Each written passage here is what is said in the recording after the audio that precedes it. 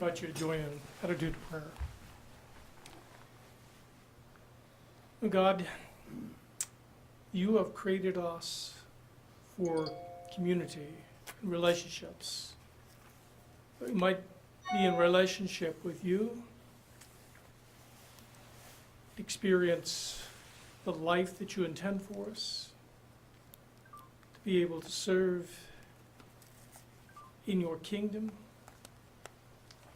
And you have created us to be in relationship with one another in the community. And we give you thanks for this community in which you have placed us.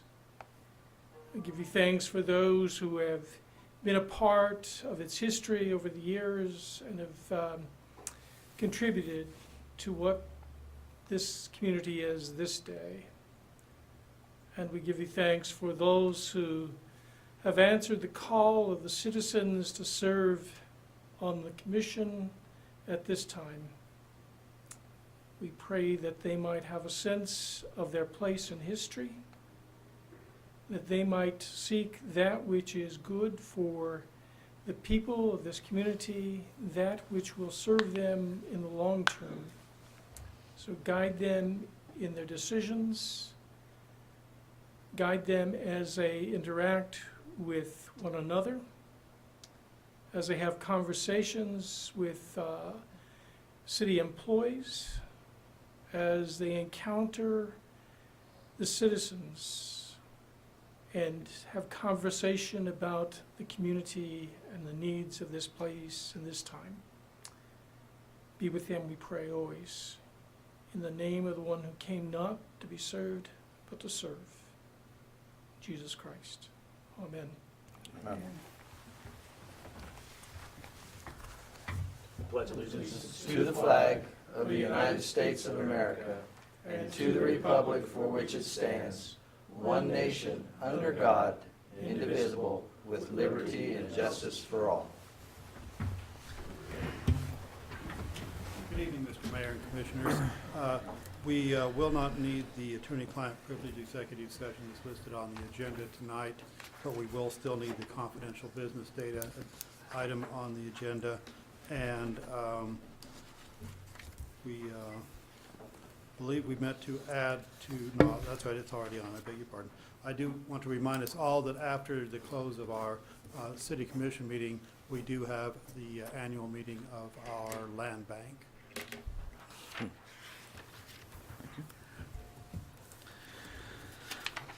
This time we'll move forward with the approval of the minutes. We'll have two separate meetings. First is the February 15th, 2017 meeting. I move to approve the minutes of the February 15th, 2017 meeting. Second. It's been moved by Commissioner Hash and seconded by Commissioner Parker to approve the minutes of the February 15th, 2017 meeting. Any further discussion? Seeing none, all those in favor say aye. Aye. All opposed, same sign. Motion passes. Next is the approval of the minutes for the February 22nd special meeting. I'll make a motion. We approve those. Second. It's been moved by Commissioner Sacco and seconded by Commissioner Pounds to approve the minutes of the February 22nd, 2017 special meeting. Is there any further discussion? Seeing none, all those in favor say aye. Aye. All opposed, same sign. Motion passes. Moving on to appropriation ordinance number 4. Yes, 64125 to National Fleet Testing Service for $715. That's for our annual ladder testing. We do it every 2 years. Okay. Is it ladder? Have to test all the ladders to make sure that they won't collapse by So- EPA standards. So somebody come here then to do that? Yes, it has to be a third-party testing. Okay. I take it we passed? Yes. Thanks, Eric. Yep. I have a question on plaza maintenance repair on 228 for 465.65 or 45. I think that one was, the heat wasn't working in one of the bathrooms, and the toilet broke with a cold snap, so we had to get the toilet fixed and the heat adjusted. Thank you. I'll move to approve appropriation ordinance number 4. Second? It's been moved by Commissioner Pounds and seconded by Commissioner Parker to approve appropriation ordinance number 4. Is there any further discussion? Seeing none, all those in favor say aye. Aye. All opposed, same sign. Motion passes. Moving on to old business, the wastewater treatment plant finance. Sorry, I think I left out public comment. No, it's down below, but we'll move it. Okay, at this time, we'll open up the podium for anybody that would like to make public comments.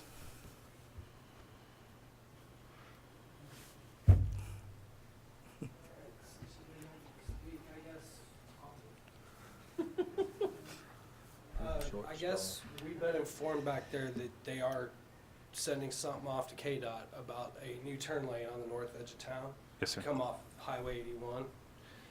The big thing that these folks back here have to deal with is the traffic and the creation of their traffic because of the fact that they are farmers hauling their grain into town. They feel that we do need that turn lane for safety issues, only because when they go to slow down to make that turn in the state appropriated thing, they almost get back or ran into the fact that if they miss it a little bit and have to back up, we've had close calls to where some of our friends have almost been hit. And you know, that's money out of their pocket. That's money that the insurance companies will have to pay. And then it also shuts down part of our thoroughfare. So the big thing we would like to see is, if any way possible, seeing that the state could possibly move that up for us, not just because of the traffic, but safety issues. Especially coming off that viaduct. If there's an accident, somebody comes over that viaduct, sorry, you just compounded your problems. Mhm. So you are encouraging and supportive of that Oh, addition? I'm 100% with that, Okay. so. And I also think that, you know, I know my brother back there, who's too shy to speak, he also brings his equipment through because he farms over here. And, you know, a turn lane there to where he can kind of pull over, because he does pull some bigger equipment so he can get out there. That would also help, because what happens if some of those hydraulics fail and some of that stuff collapses? You have that extra space in that turn lane, then he's not blocking 2 lanes of traffic southbound. Sure. So I think that's what a lot of these folks would like to see for the safety issue, not for just the passing motorists, but for themselves as well. Very And good. I think there's plans to increase the radius so that they can turn a semi from that inside turning lane and not interfere with other semis that may be lined up heading, you know, back Yeah. out of town, so. I've actually had that issue when I was delivering mail, being in that LLV, so I crossed the highway to go finish one route. It is very hazardous for them because they don't have a great view because it's all blocked behind. And when they go to make that radius, I've almost been hit twice in a postal vehicle. So if we can increase that radius, that'll also help out with some of our people that are actually doing their jobs inside this town as well. Well, and if this application is approved, I think then the next step would be to contact our representative and senator locally to see if they couldn't move that up from 2020, year 2020 to sometime sooner, but, you know. Well, it's, like you said, I think it's gonna take a lot of partnership, not just between the local farmers and local traffic and us with you, but also with us and our Senate and Sure. representative. That's right. I agree 100%. All Very right, good. well, thank you. Thank you.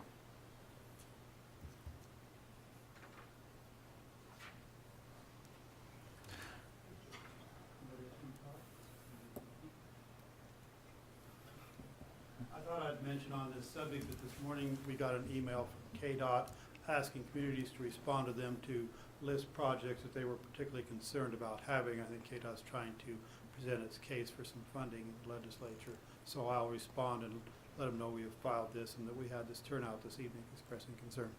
I think especially when it's in regards to improving safety or where safety is a concern, that it's not just, it'd be nice to have, but that this is a concern for safety and traffic flow. Larry, have we ever heard any more on a warning light, like what we have on the south end of town? Not beyond what I reported maybe months ago or been several meetings back, that I was informed by email that we were now, quote, on their radar, unquote. Okay.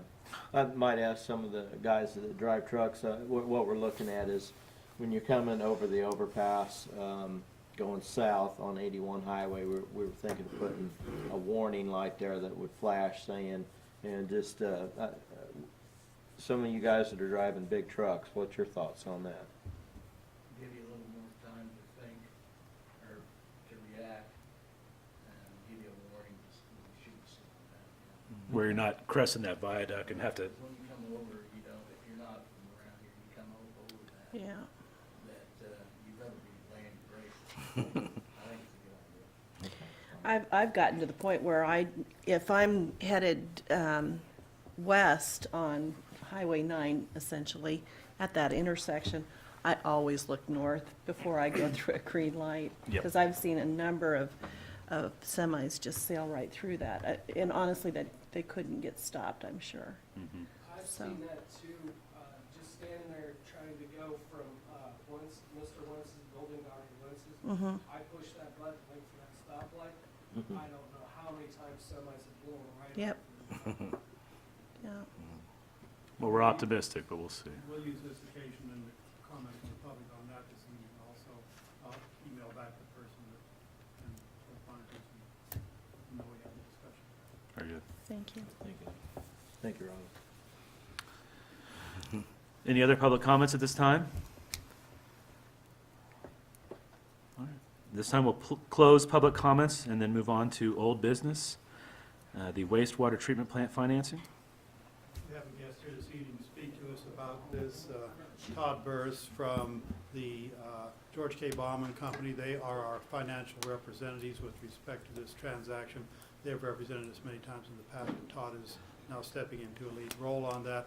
I thought it might be informative for several of you, since you would not participate in the bond issue proceedings, and to remind us all some of the ins and outs of what they do for us. We have some projections as to what the funds may look like. The actual bid opening for phase one is scheduled for Tuesday of next week at 1 o'clock, so everything we're talking about now in terms of numbers is an engineer's estimate projection, not a real number. Thank you, Larry. Mayor Lamberts and Commissioners, I appreciate the opportunity to come and speak with you tonight. As Larry mentioned, my name is Todd Burris with George K. Bauman Company. We have worked with the city as your financial advisor on your bond issues in the past. You may recall Chuck Booley from our office had been here previously. He actually retired about a year ago. He obviously was something he was very much looking forward to, and ended up doing that last summer. So I stepped in. I had been working with him on this account before he retired, and have stepped into the lead role, as Larry said, since his retirement. So it's my understanding that some of the commissioners have not been through a bond issue in the past, and I thought it might be helpful for me to come and kind of talk through some of the steps that have to occur in order to do the bond issue, kind of what our role is. And one of the things I've brought is just, and then I passed out, is the calendar of events. It kind of lists the work and the items that have to be done as part of the bond issuing process. The way the bond issues typically start is an issuer, the city in this case, has a project in mind that they need to do and are looking to borrow money to finance that improvement. And working with Larry and Amber, they called me and were telling me about the project, the water treatment plant, and kind of getting some numbers together of what a bond issue might look like, the sizing, some of the costs, interest rates, and that regard is kind of what I start with. And once it looks like that bond issue is something that the issuer wants to pursue, we start putting together documents to get that started. One of the big things that we work on as the financial advisor is a document called the preliminary official statement, which is sort of like a prospectus that is sent to prospective bidders on your bond. So What that entails, obviously it gives you a description about the bond issue, and this is a document that we're finalizing. We'll have a copy to you all probably in the next week or so for you to look at, but it talks about the bond issue, what the project is that the funds will be used for, the repayment schedule, the rating, and then also, obviously the big part of it is a lot of financial information about the city. It's going to detail the outstanding debt that the city has, when the maturity dates are of your existing debt. It's going to talk about your 10 largest taxpayers, your assessed valuation over the last 4 or 5 years, kind of what the trend has been in that regard. Kind of your mill levy rates, just any financial information that a prospective bidder might be interested in seeing, before they bid or buy some of the city's bonds. And it's a pretty lengthy document, and like I said, we'll have a copy of it in the next week or so when we get that finalized. And so once that's done, there's another party involved, your bond counsel, Kevin Cowan, which I believe has been here recently to kind of talk to you about the legal documents that are involved with doing a bond issue and getting the projects authorized. So they're putting together, one of the main things is a sale resolution. So there's kind of 2 action items that the city commission has to consider in order to do a bond issue. You'll see on our calendar that the March 15th date is highlighted, and that's when that sale resolution will be up for consideration. And what that does is basically authorizes the sale of the bonds. It authorizes us as your financial advisor, Gilmore & Bell, as your bond counsel, to put together all the documents that are needed to take the issue to market and go out for bids on the bonds. Again, it's preliminary official statement, all the other documents that are involved. One of the things we'll do on this bond issue is get a rating from Moody's Investor Services. You've had issues in the past that have had a rating. The city's current rating, I believe, is A2, which is equivalent to an A rating for an S&P rating level. And the benefit to having a rating is it for one, will attract more bidders on your bonds. It enables bidders to kind of compare your credit quality to other issuers really throughout the country. That's what they try to establish with their rating criteria. So they're trying to compare your city to all the other issuers throughout the country. And like I said, you're an A2, and so a bidder can see what other A2 ratings and municipalities look like. And so when they're coming up to put together their bid on as far as what the rates will be, they're kind of looking at other issuers with out in the market and what their bonds have sold at. So it's something that's very beneficial in our opinion, especially at the dollar amount of the bond issue that the city is looking at, and doing some analysis, cost benefit analysis. We have kind of concluded that there's a net probably $40,000 gain or savings by having the rating as opposed to not doing an issue as a non-rated issue. And so one of the things we're doing right now is working with, there's an analyst that is assigned this account at Moody's, and we're sending him information about the city. One of the things is, again, that preliminary official statement. They'll have the last couple years audits of the city, and we'll schedule a call here in the next few weeks in which typically what happens is I'll be on the call. It'll be an analyst from Moody's, and then usually Amber and Larry will be on the call as well. And it's really just a chance for one, for the city to, city representatives talk about the city and what's going on here. You're obviously with the economy and anything that you can do to highlight the city's standing. They'll want to hear. They'll ask questions. Obviously, what are you seeing with your budgets? What are the trends with your tax receipts, sales tax receipts, things of that nature. It's typically a call that lasts anywhere from 45 minutes to an hour. And they'll generate a report along with their rating, basically giving you an idea or their rationale for what where they've assigned the rating. They'll give you in the report the strengths that the city has, along with some of the things that kind of hold you back from getting a higher rating than A2.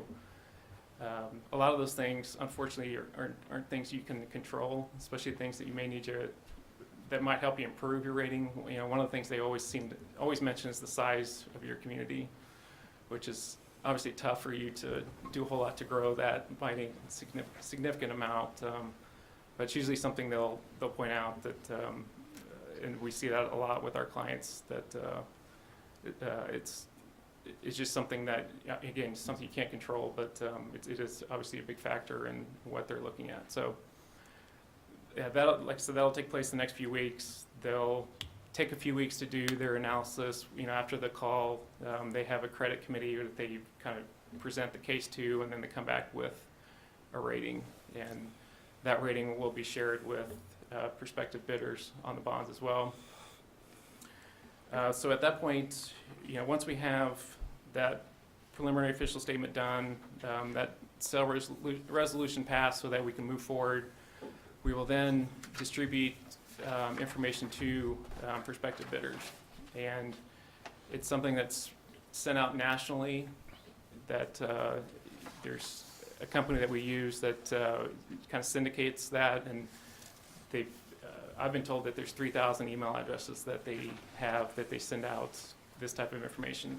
So it goes throughout the country. There's trade publications that'll be advertised in.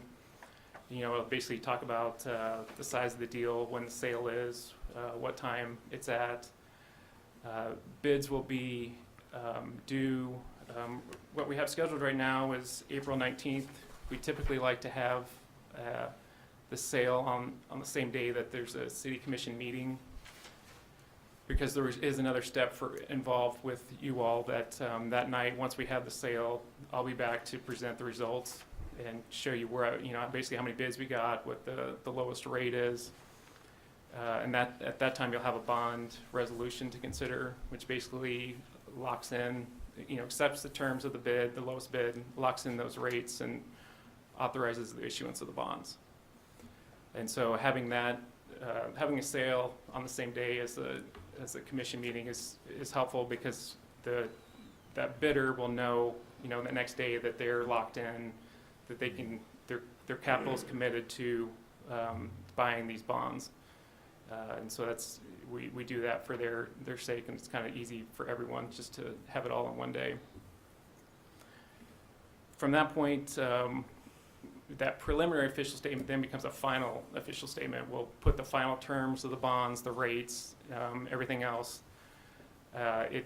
It's finalized. It's uploaded to a national website that you know, anyone that ends up being a buyer or holder of your bonds can go out and look and see not only that official statement, but other financial information. Your audits get posted up there every year.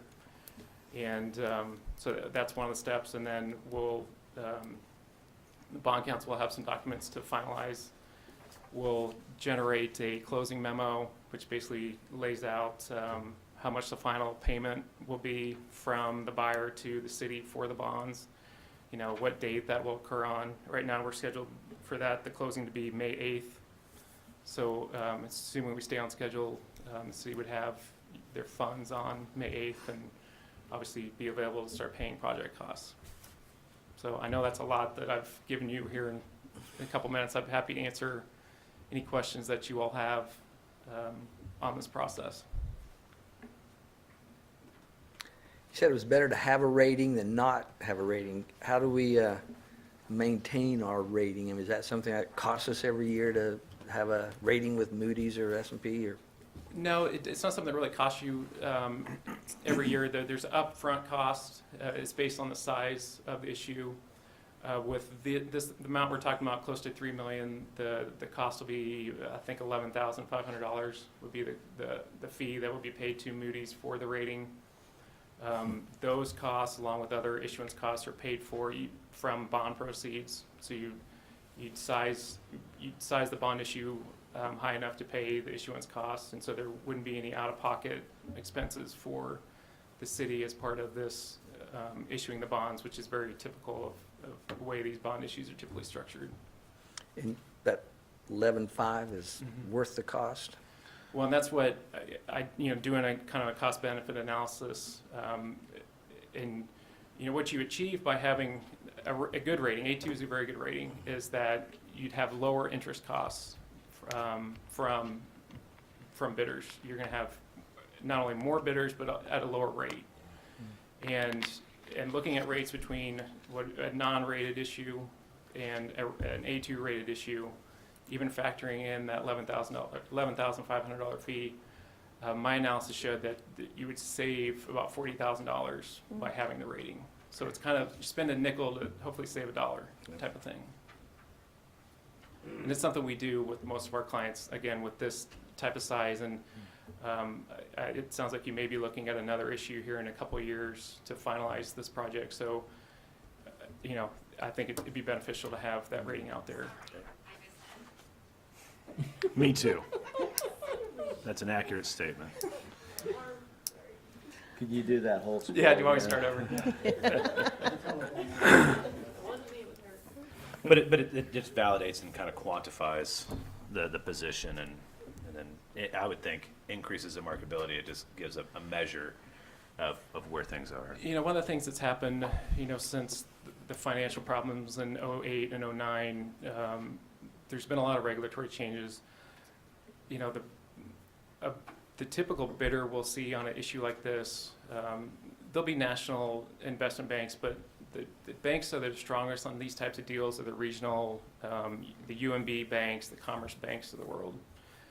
And some of those banks have told me that they will not bid on bonds that are not rated, that either for regulatory reasons or just internal policy, they don't feel like they can bid and end up trying to buy bond issues without a rating. And so again, the more bids you have, obviously the more competitive it should be, and the rates will be lower the more bids you have.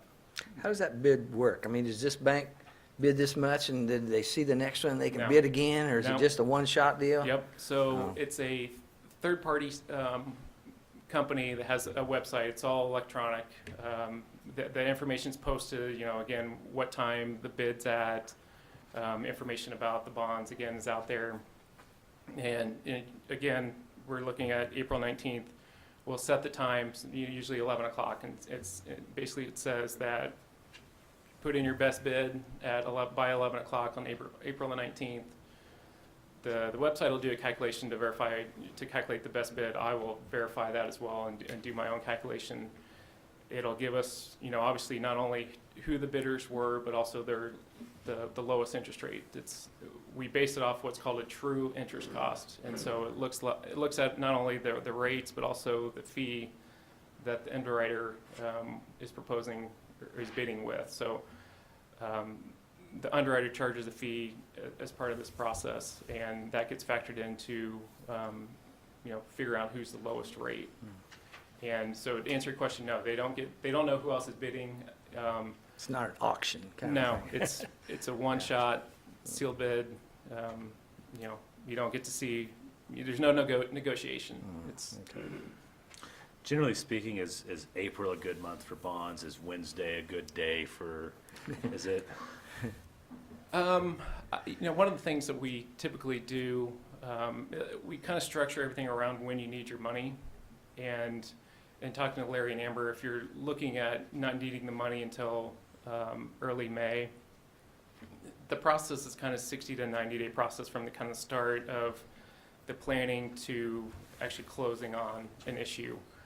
And so, if you don't need the money until May, there's no reason for us to have done the sale back in January, because the money would just sit there. And obviously right now, especially, we're not earning anything on those funds when it's sitting in your bank account. You're accruing interest that you're paying on the debt, but you're not earning anything. So I wouldn't say there's a right time or wrong time to do, as far as on a calendar consideration. It's more driven by when you need the funds. Sure, makes sense. From the investor's standpoint, these are considered municipal bonds, is that correct? Okay. And they're general obligation of the city, so your full faith in taxing authority is pledged to the repayment of the bonds. So basically you're saying, we'll raise taxes to whatever amount we need to in order to pay the debt service on those bonds, Okay. which is the highest security that an issuer can have for a municipality. Your general obligation pledge is the strongest credit that you have. One of the things that may say, the investment bank that buys them, what they do, they actually buy the whole thing from, the whole issue from the city, but then they're going to break it up and sell it to individual investors and banks. And one of the entities, or the entities that they'll be talking to, usually are the banks in this area, in the city. They'll be talking to them ahead of the sale, gauging their interest on, for ultimately buying the bonds when all is said and done. So which is a benefit, I think, to the city. There's, the banks usually like to support, their own community. Sometimes you might get a hometown discount and get rates a little lower than maybe the market is, so that's beneficial as well. But that's typically how it works. They'll buy the whole issue and then sell pieces off to individual investors or other banks.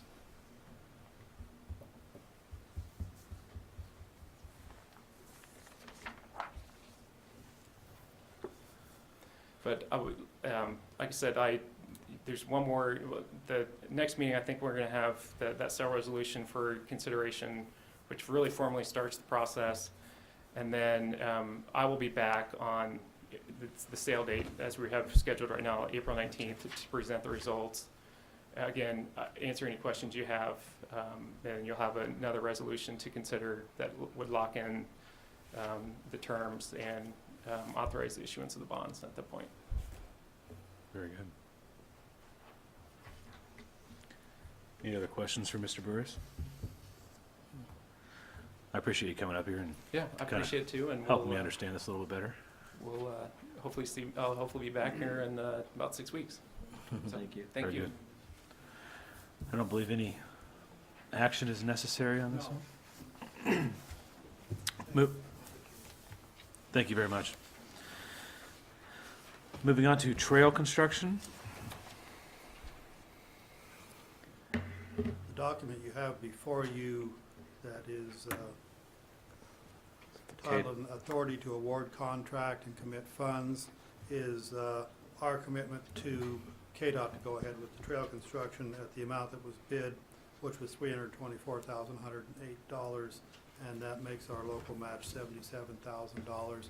You'll recall we had set aside $120,000 for a possible match, so it's less than we were planning to spend.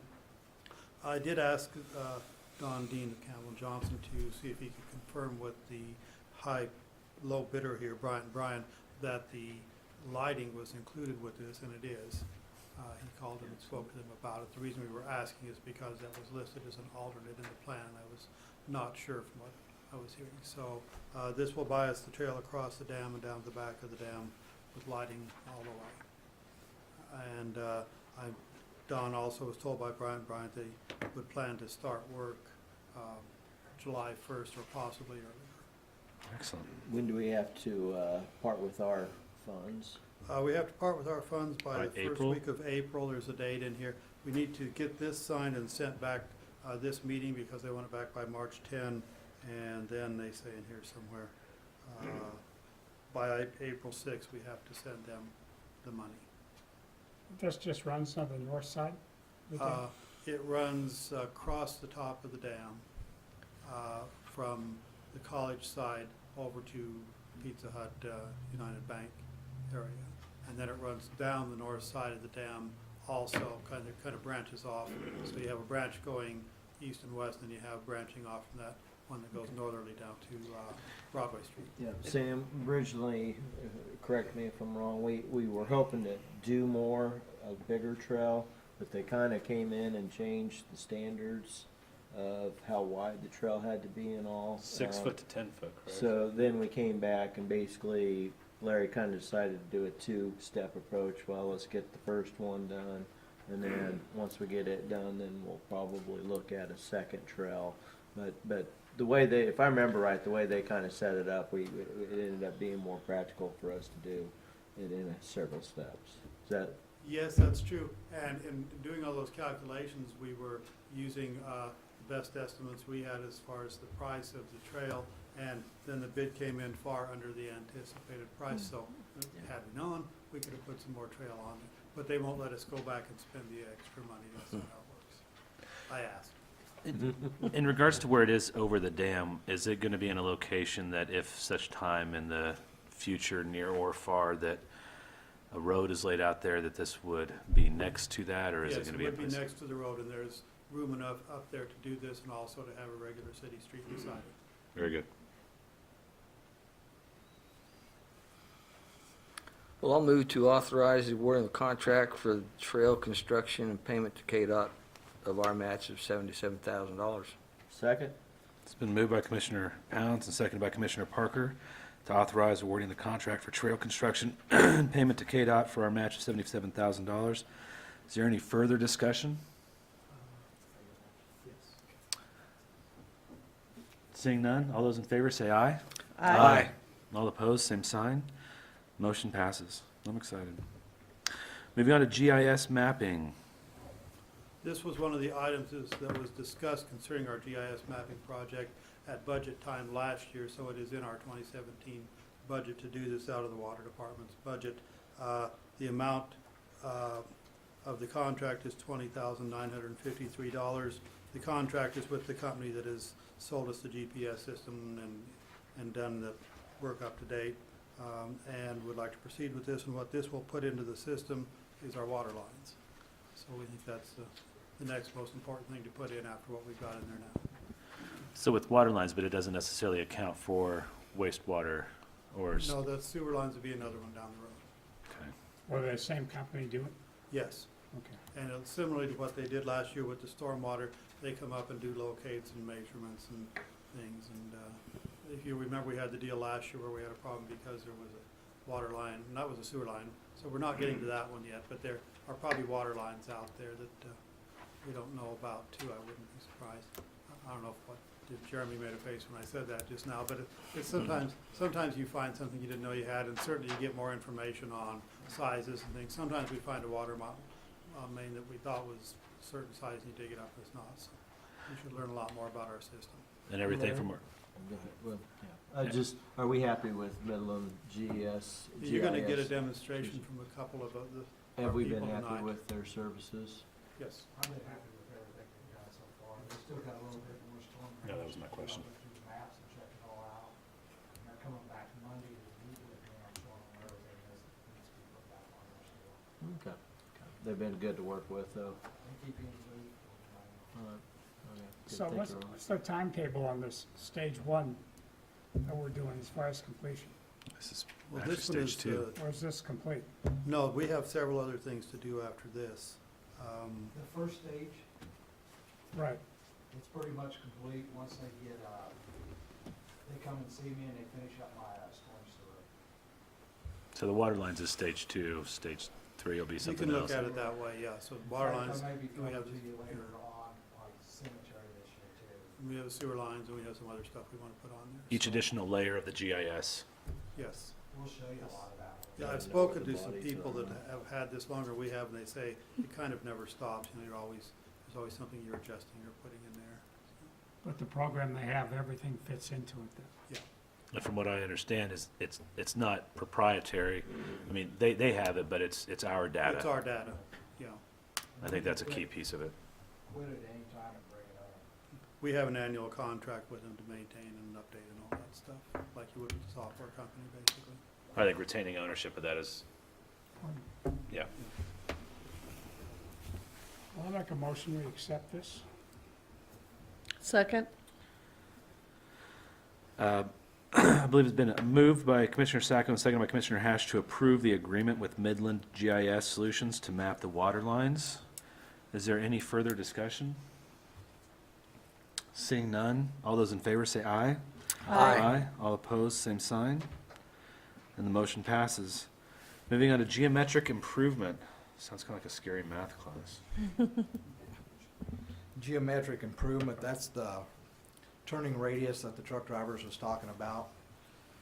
What this is an application that we send to KDOT, and then they'll get it back to us later this fall to tell us if we got it. It's gonna be a 90-10 match, so it looks like we got about 682,000 for a cost on there, so 68,000 round in there for our match. This here, sometimes they'll come out and talk to you about it, and we can go meet out there too or something. I think Lyle was at one of the last meetings or something, and a lot of these farmers were at it too, so they had a pretty good crowd. But an application, it don't commit you to nothing yet until we actually sign on the dotted line in the fall when we get to agreements. You know, the gentleman that got this all started with me was Stanley Crone.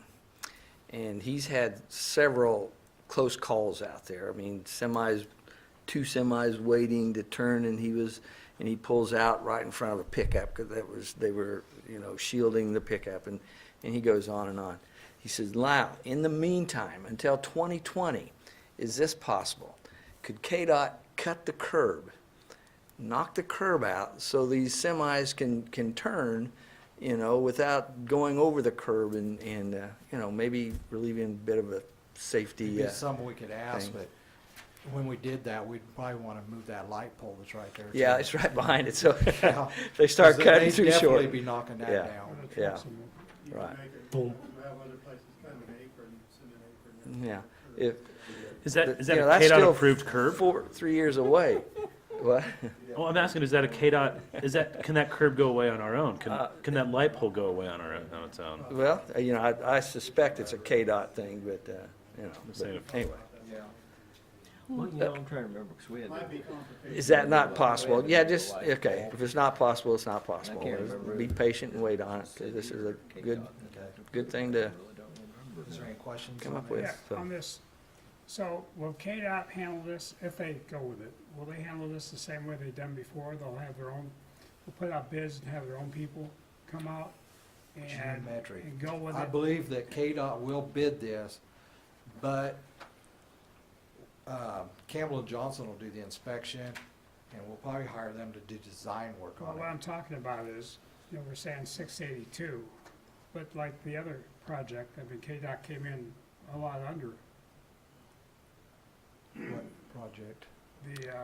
the trails. trails. The trail? trails. And that's what I'm asking, is the same type situation be handled here? So there's, the 682, but it may come in under. It could be, or Or more. over. Right, Yeah, They, they, 18th Street. yeah, right. our Fifth Street here was double. But the maximum on the program's only $1 million. So anything over that, 1,110,000 is gonna be on us, so. Right, and it's It does just a cover- connecting thing. We couldn't ask them to pave First Street to Broadway. I mean, that as a part of this. No. Right. It has to be just, Yeah, that's on the highway. right. It's a geometric on the highway, but I think. Yeah. There could be, if you got, some of this geometric is, business driven. So I'd have to research that to see if we could do that, but I don't think we can Yeah. because it's not on a highway. Right. Like you could, go out on East Sixth Street, say like, the new businesses coming in there now really started expanding, and they was having trucks coming in and out of there, like the ethanol plant or something. You could see a geometric for putting 4 lanes out there for the truck traffic or something. You could do something like that. Yeah. Well, I'll move to apply for funds for the geometric project on Highway 81 First Street. I'll second. It's been moved and seconded to apply for funds for the geometric project on Highway 81 and First Street. Is there any further discussion? Seeing none, all in favor say aye. Aye. All opposed, same sign. Thanks. Motion passes. Thank you. Moving on to the Campbell and Johnson agreement for the floodplain investigation. This is an item we've discussed a couple times in study session, and Ken's here, of course, to talk about it if you would like to hear some more on the subject, but I think he's described pretty well what's been arrived at in the contract document itself, where it says field work on page 1, paragraphs A and B. First of all, the map numbers they're referring to, FEMA's floodplain maps, those are the floodplain maps that show the corridor downtown, down Broadway Street that's been our concern. And then they're going to select a location on each structure, right, in that area. You're going to do this with each structure in the area of that flood. 160 to 175 feet. Wow. And determine an elevation on each one that could, from which you could make a judgment about whether it might be out of the floodplain. Fair enough? I'll make a motion to We're going to accept try it. to make the best estimate that can be made from physical evidence of shooting elevations, whether or not the property is eligible for an application to the community. That's what we need. And then, once you have this data, then who contacts the landholder, the landowner? Once we get that information, we investigate each property and compare that to base flood elevations in the area, then we can contact people and say, but some of them, you know, it's not an issue because they don't know anything. It only becomes an issue when they go to sell it or something. This is Yeah. moving on.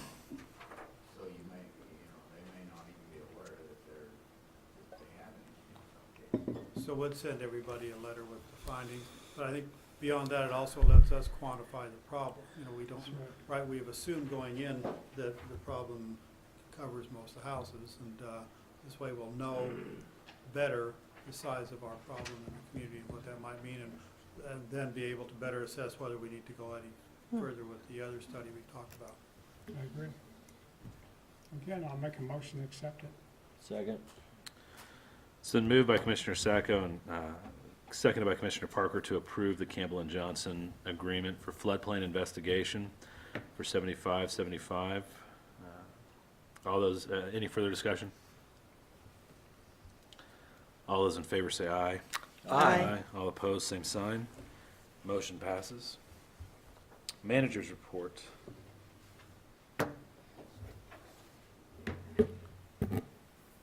It's been suggested by Commissioner Pounds that maybe it would be a good idea to have a study session concerning airport improvements and invite the Airport Advisory Board and Brad Waller, our engineer, and our new occupants at the airport to listen to them in terms of their views as what we might pursue over the short term here for improvements to the airport. So it looked like April 5th would be a good day on the calendar to do that. It's a little short notice to do it for our next meeting, so you can figure that we'll get a hold of people and see if they want to come and talk about that with us, and be looking at this as the first of our budget planning sessions for the year, because that's really what we're talking about is, do we want to allocate money in next year's budget to do some of this stuff?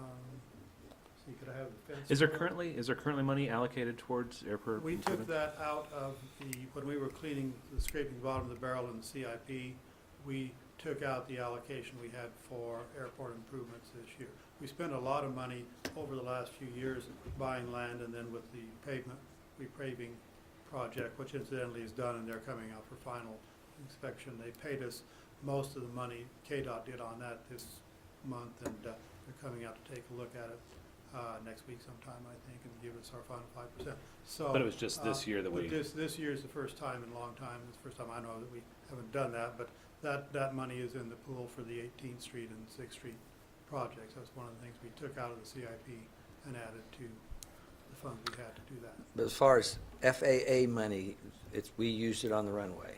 The money, that was KDOT money. Oh, So do we KDOT have has its own pool grant of- program. we were talking one time, we had three $150,000 allotments. Well, and- that comes along every year. Yeah, That's kind of a rotating thing. So we have that eligibility from FAA, Mhm. but then we have to match it with a 10% match. right, but, And what we took out of the CIP was our 10% match money. okay.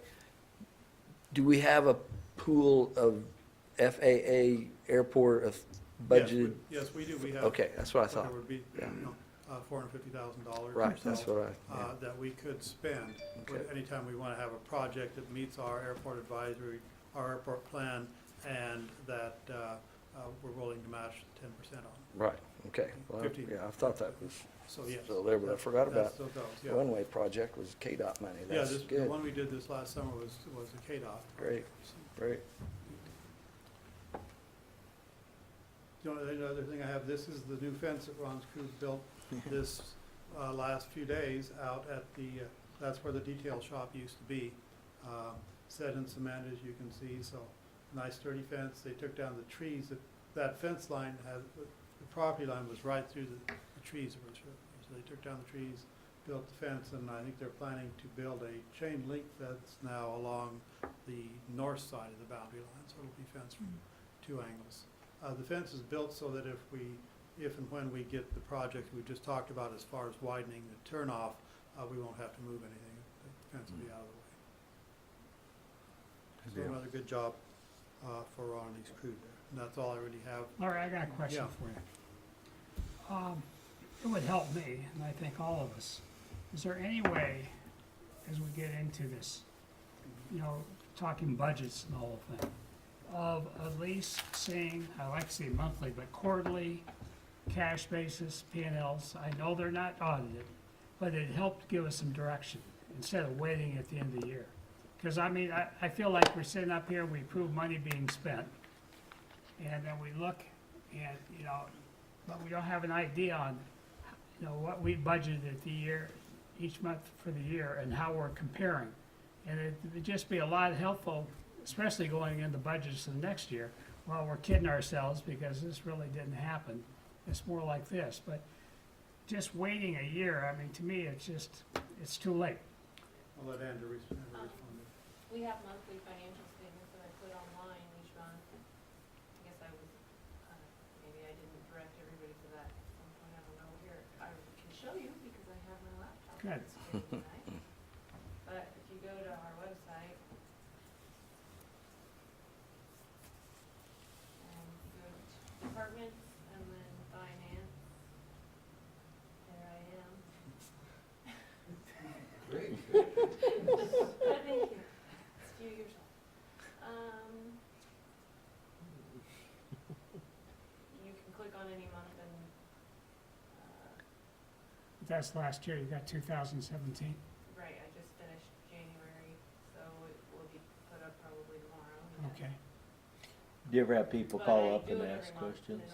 What? Do you ever have people call up and ask questions, Amber? No.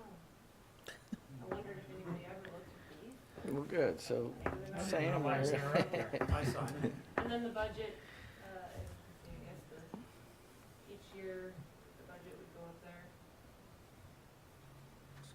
Bedtime reading? So There's a reason I'm a social worker. you want to click on 1 month of the Oh, yeah, this is monthlies. November. We lost it. Monthly?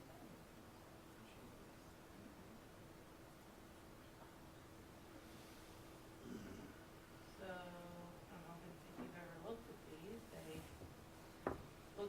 they are set up to look like the audit is. Good. So there's And one. it only shows, will only show, in the audit, you'll see, I don't know why that's, with the audit, you'll see, every fund, obviously. On these, I only show budgeted funds. So then, like, Monthly. you got post-January, so in February, be posted, what, the beginning of April? Or do you, Usually it would be posted in the next month. the It next takes a month? little longer to do the first. If I'm doing year end, I mean, January sometimes takes longer.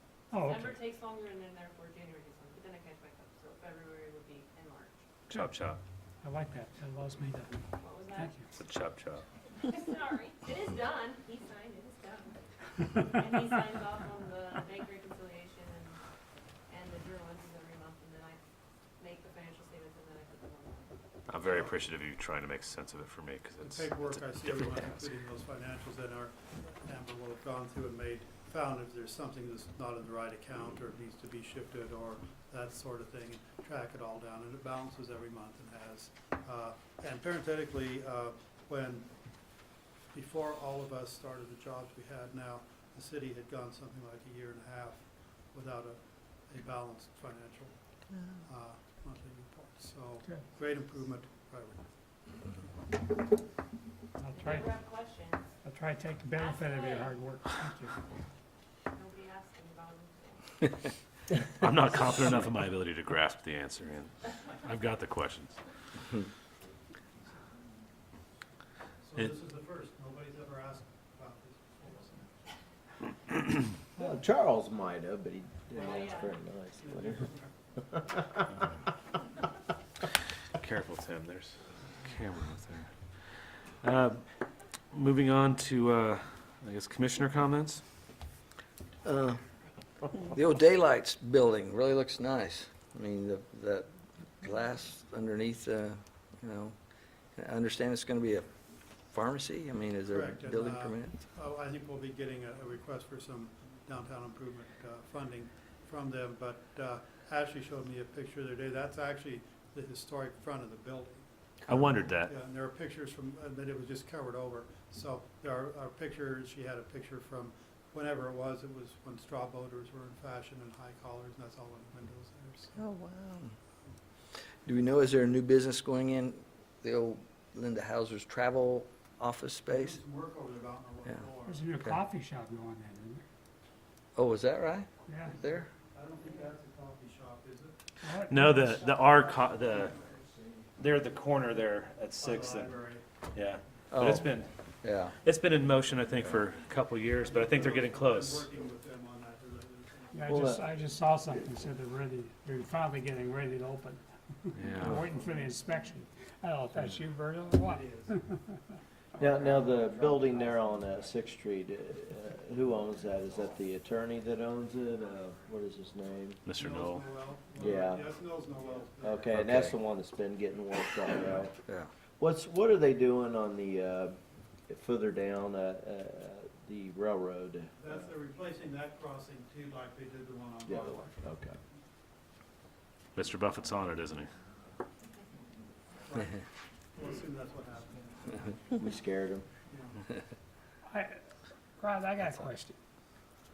On the pedestrian button, when you push on Sixth Street, 6th and Lincoln, Yes. something's gotta be done. You stand there and push it, it'll say go. You take 4 steps into the street, starts and it says stop. Right. Okay, I think here's that's how a they work. run. The Yeah. sign is, it says Do run. you stop or run or? No, okay, just pretend like you're in a big city, and you got a block worth of people lined up there to go across that intersection. What happens is that when that first comes on, and it tells you to walk, you got that much time to enter the intersection.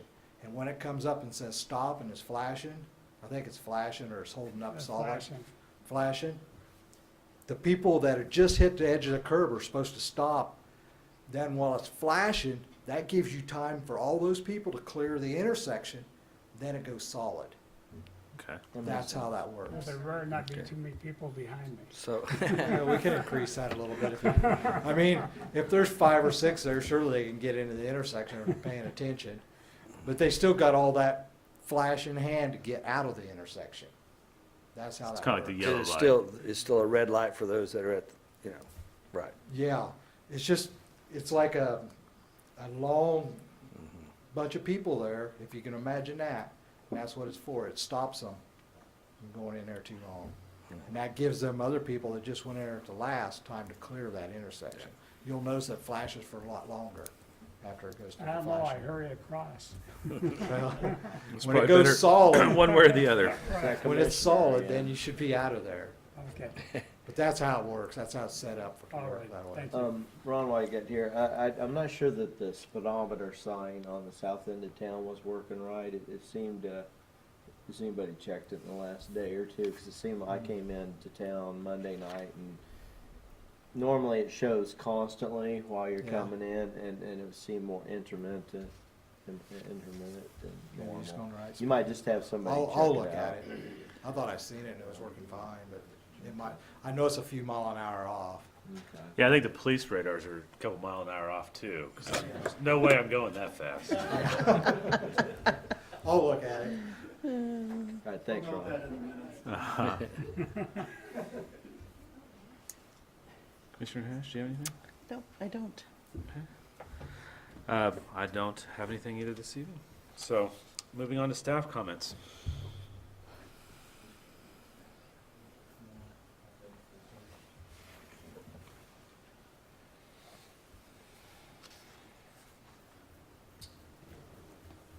Just kind of information or reminder, next Tuesday, March 7th is the National Tornado Drill. So we'll be setting off all the sirens, weather station alerts, everything will be going off at 10 a.m. You said next Wednesday? next Tuesday. Next Tuesday. March 7th.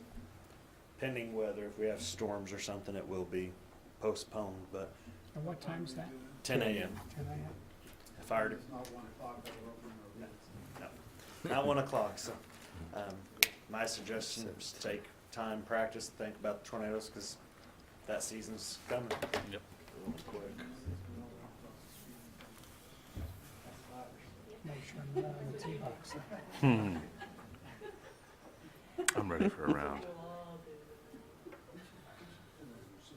I was just, sorry, we have a drill also for what happens if the fire alarms go off. We haven't done this in a while, we probably need to, which is, we gotta get out of here and go stand across the street. The last time For we a did this- fire drill, right? Not a Fire. tornado. Yeah, that's right. Yes, that was a little bit of humor that we were giving, but, They'll follow you, I'm sure. right, yes, they told me that's where I go. The time we did it, we had about 3 people to sit here and work through it, and we had to get them, building permit, paid. It's just how dedicated our staff are. Well, there is a basement here, right? It seems like we went down there. Yeah, I think we Yeah. did. And seriously, for us, we're sitting here, it goes off, you go out that door, down around the corner, past the bathroom. I believe Mr. Burris was saying before the meeting that that was happened the last time he was here, was he got to tour the basement because there was tornado sirens that went off. Yeah. Chief, do you have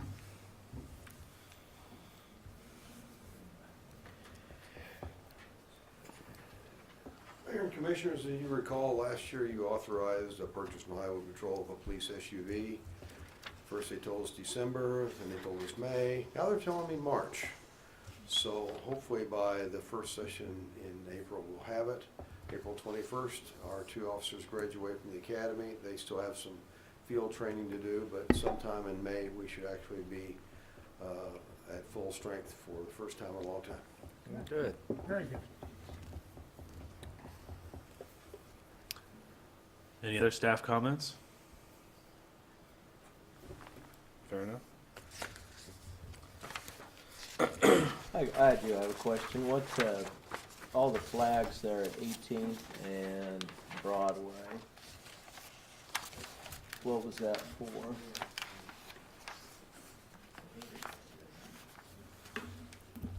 What they did up there, they had to locate that for the fiber optic up there. They had a permit to put that in, and the contractor come in, and for some reason, he put it right underneath the curb and gutter. I'd spoke to him prior to that, told him I wanted it 5 foot off the right of way. They made a mistake, so they come in and potholed all the area all the way up there to make sure it was deep enough it wouldn't get into the street when we was rebuilding it. And they had to move one of the pits that were in the yard down there on Broadway, because it was right in place of where we was gonna put our storm drain. So, they had to move it. They got it fixed.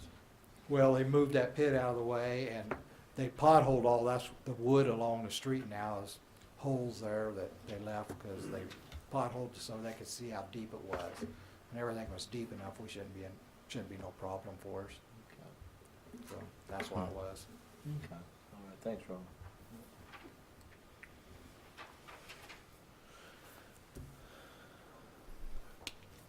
We, for those of you who saw the boards that were up last meeting you had, those were for the 18th Street public meeting to inform public. We had about 40% of the people here of the area. Unfortunately, we didn't get very many from the south side of 18th Street, so we're in the process of investigating with the irrigation sprinkler system people and landscape people to try to find out if people have sprinkler systems in yards. And we have discovered 5 so far. And those are almost impossible to find. They're a little bitty button about that big. It jumps up out of the ground. It's been sitting underground now for 6 months because of the winter. So you can't detect them. So we have 2 companies working to locate those so that we try not to tear them up when we go through the yard. And if we do tear them up, then we'll have to fix them. So.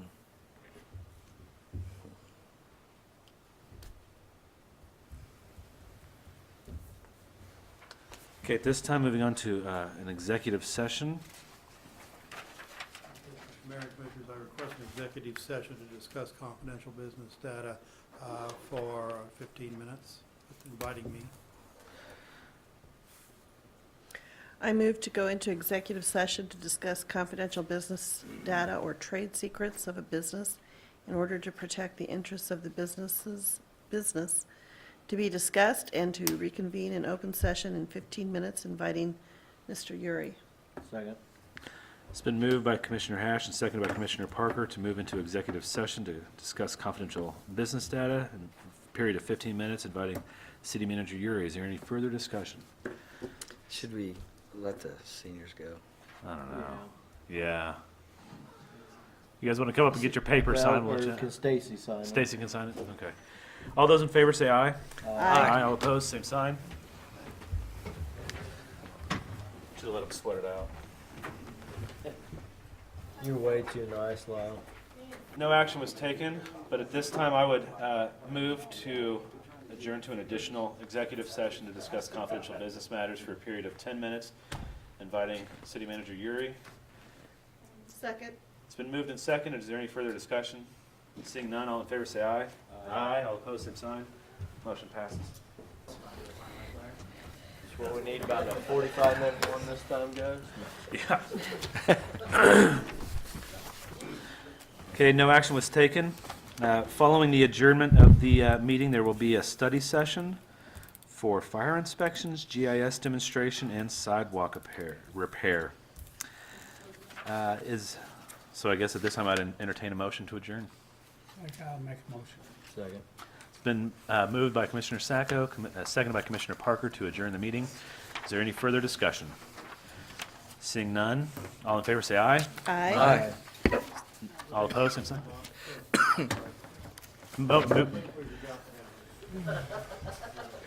Meeting's adjourned. I will refresh. I'm Yes, I good. would. Thanks. Here. No, not me. City's had fire codes, and we've not done any inspections. Over the time, the state fire marshal's been on us about conducting them. We've been doing schools, daycares, jails, gas stations. Now they're telling us we need to do all the restaurants, and by 2019, we're supposed to be doing all public buildings, churches, downtown businesses, everything. Wow. So that fee I paid last year wasn't you guys? No, that's to the state. There's 2 options. If we wanted to opt completely out of it, the state would send in inspectors to do it all. Problem with that is then you get somebody from out of town and they don't care about working with the people. It's black and white, here's what it is. What I would propose is that we continue to go on and do the inspections. What I'd like to do, and we started it with the county, with some of the courthouse and the health department today, of going in, doing some pre-planning and education of here's your fireworks, here's what you're supposed to be doing. You're supposed to be inspecting your extinguishers every month. You're supposed to be inspecting your emergency lights, so on and so forth. Give it some time, come back in, do a courtesy inspection, and then just slowly progress, where then we're gonna have to get into some enforcement issues, maybe in a year from now. Hopefully people start complying. As we know, somebody's not going to, but let's take this slow and easy, and we want to start doing it, everyone, instead of kind of just holding off. We've got the manpower, we believe. Start getting out there, start doing the pre-plans, which we need to do for downtown and ISO anyways, and start educating and moving forward with this. Might save a life. Yeah, especially with the pre-plans downtown. How many apartments are down there? Are they occupied? Are they not? Yeah. Some different things. What we've prepared is brochure, and when I printed it off, it messed up, but we'll make sure it's right. I'll have the ladies up front help me, because I'm not the most computer person. But a brochure just kind of explain to people the pre-plan, what we're gonna be looking for in the inspections. And then we also gave you a copy of the inspection sheet we'll be using. One of the big ones that a lot of businesses and places don't have is an address on the building. And a lot of homes don't have that. Which, when we get a call, whether it's fire, EMS, police, finding the address is one of the big things. So we're just looking at, conditions of exits, make sure they can open, the doors operate, emergency lights, signs, that the fire extinguishers are serviced. I can tell you there's a restaurant in town that I ate at the other day, and the extinguishers on the wall haven't been inspected for 4 years. And they're supposed to be inspected yearly. The emergency door in the back was completely blocked. So these are some issues. It's a life safety issue. But it's one of these things. And the other thing we want to offer to, and Taco John's, I'm just going to use you as an example, is we want to start offering some training for them. Along with the education, does your staff need fire extinguisher training? Actually, we do. And you've had some staff use them out there, so that's some of the stuff we're wanting to do. We're trying to approach it as a PR, public education first, educate them what's coming. But the codes have been here for fire codes. Clear back when Andy Mosier was here, when I was still a captain. It's been here for There's been building codes in the fire district since 1954 for the downtown and highway. So this will all kind of be new, actually going out and enforcing it. We're gonna try to do a kid gloves. We want to kind of do this in case you guys had questions. That way when you have a heads up, because I'm sure somebody's gonna come to you guys, why is the fire department doing this? We haven't done it for ever. But we need to do it for our ISO, and because it's easier to work with us than it is the state sometimes. Well, I think that's the question. Do you want to work with our guys, or do you want to have the state come in? Because someone's going to be coming in one way or the other, so who do you want to work with? It's not a matter of whether it's going to happen or not, it's by who. Well, and, from my perspective, running a business, a restaurant, that will be part of this, I think you're approaching it the right way. Yeah, it's not going to be easy. Because, as an example, when the health department comes in, they come in once a year, and it is state, but, they kind of do the same thing. They'll give us things that, okay, right now this isn't a regulation, but next year it's gonna be one, so you need to start working towards that. And, the thing is, when they come in, I don't get nervous, because if I'm doing something wrong, that's a health, safety issue, that I could potentially get a lot of people sick, I want to know from the health department that I'm doing it wrong. Well, it's the same thing here. If I have unsafe conditions, I want to know that they're there, because we do get tunnel vision in your businesses. You're looking at the same thing day after day after day, and so you don't necessarily look at it that closely anymore. Or if Eric comes in, whoever's doing the inspection, it'll pop out at you guys. But we need that as a business owner. Well, and I think being related to those that are in the insurance field, if these things are there and they don't happen, then that's a liability on you guys. So I can complain to you, but if something goes down and there's wrong, then I'm liable as a business owner because my emergency exit was blocked.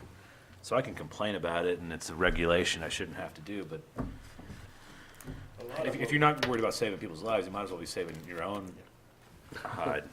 What I like about it is it gets your staff familiar with the buildings, familiar That's a for good inside the point. building. So not only are you finding this stuff, but then if there was a fire or something, they're familiar. Don't forget that closet back there. Yeah, exactly.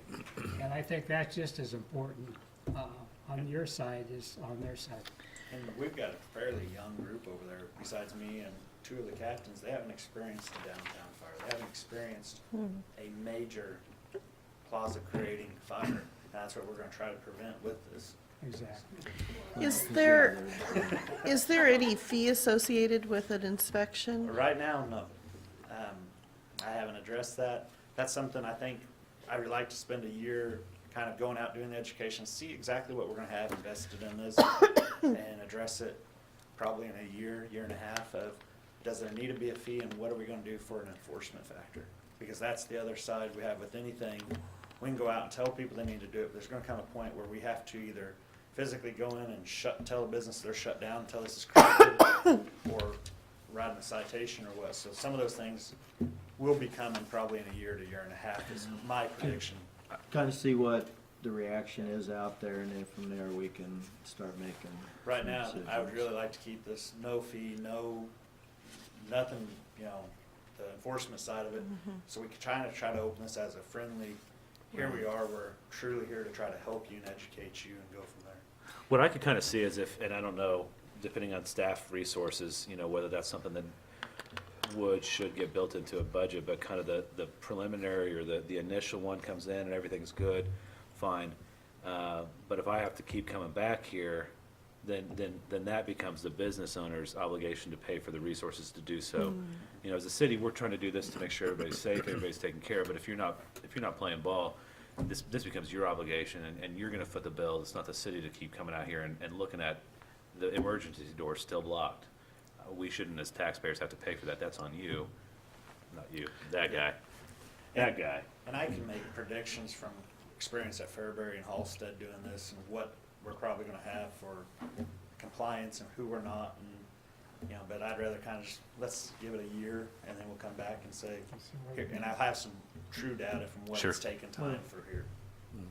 As a business owner, I like this too, that this will put maybe me on a better, more level playing field with the other businesses. I mean, because probably 80–90% of us out there are probably doing things the right way. But, okay, we have our hoods cleaned twice a year. Well, if this other guy's not, he's saving an awful lot of money compared to us.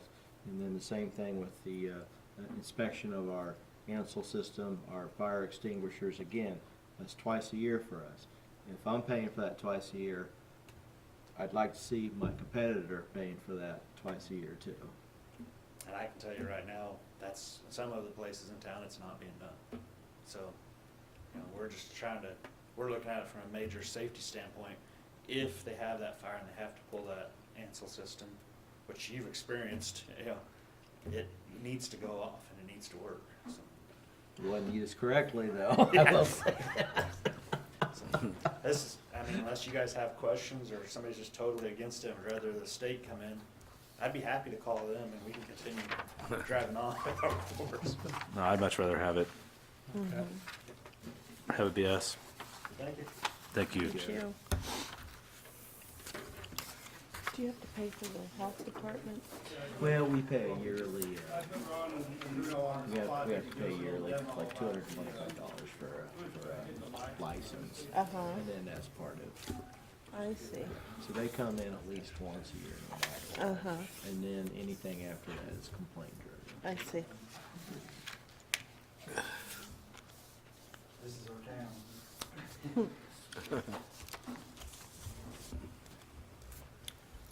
These pictures here you see are the ones we did when we flew over.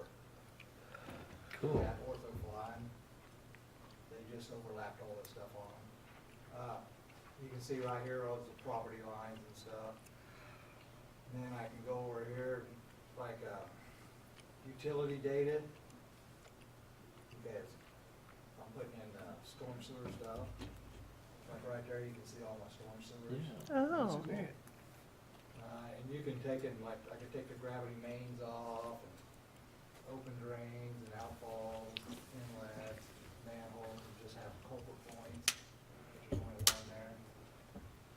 Or put 'em- huh? Yeah. I'm just trying to show you what all we got on here. Go there. They went through and measured and located everything. Yeah.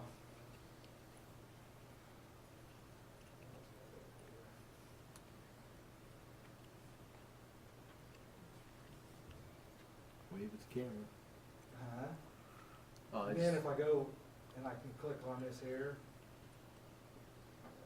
cool.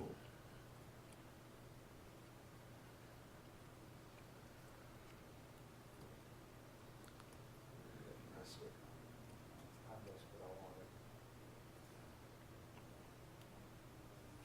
See, I got an inlet clicked on right there, this one right here. And then I can go over here to this inlet, click on that, and it tells all about it. GIS is their GIS number when they GISed it, just location number. Screen up there, very good. No,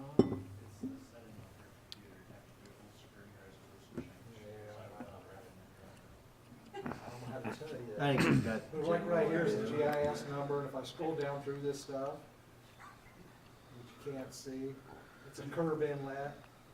It shows a curb inlet, it's brick, it's got a grate top. Structural size of, there's that actual, like a curb inlet on top of this, the full size of it is. Well, there you go. Computer nerds. No, that's not her. But starting over again. It's inspected, the surface around it's concrete, it's a curb. There's some brick in there. It's got a grate top. The structure size is there's like an into the side of the curb there.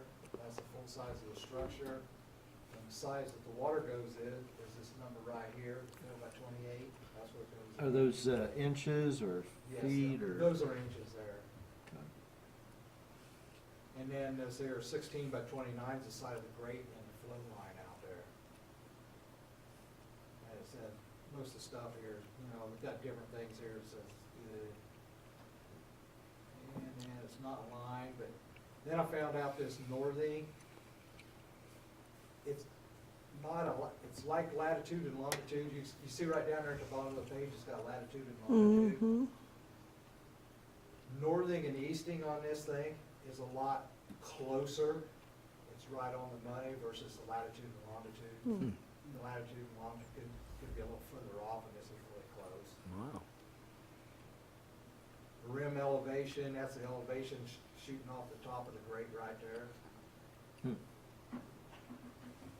And they didn't have a, some of them will have just an elevation there, and that's the flow line elevation inside the grate, down underneath where the water runs down the pipe and stuff. You could go around and click all of them and find all that information on each one of them inlets in there. Is this accessible for the public? Not yet. This part here probably won't be, because we don't want people, like Bruno's stuff could be, you know, like the, yeah, he'll show you some of that. His stuff could be, my stuff, I don't want it on there, because you put it on there, and people go online here, oh, there's a storm drain there, without us going out and locating it. Fair enough. They might get it, they might not.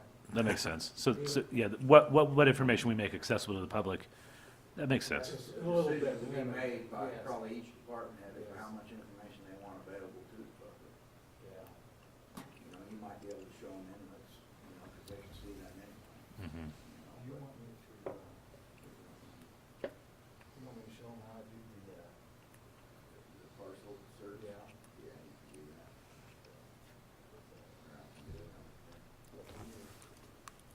That's kind of the storm sewer there. And they sent me some hard copies of maps before we got this all on the computer. And I went through every one of them, checking all these lines and the inlets and stuff. And I probably had 10 or 12 pages marked up that they gotta come back and change. And they're coming in Monday to make all the changes and add the stuff. So I found some stuff out at the airport they didn't have in there and stuff like that.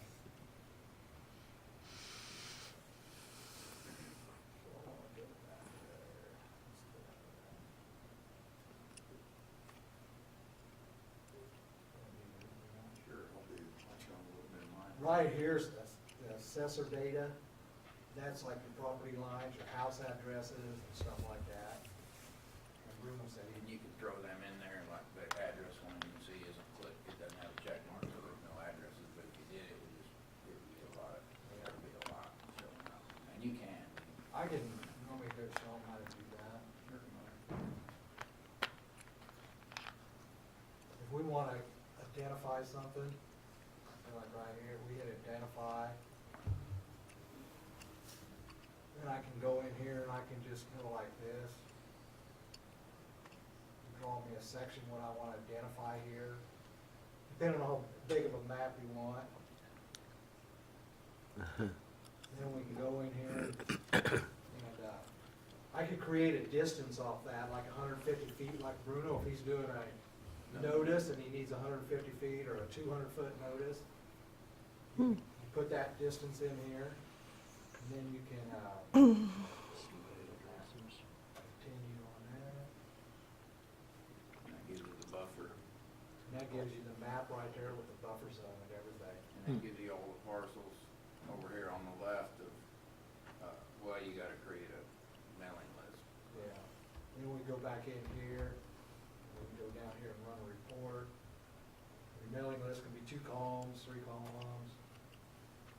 For me, the only issue I have with this is it's giving us the address of the site, which, when you do a mailing list for public hearing notice, you have to have the mailing address of the owner.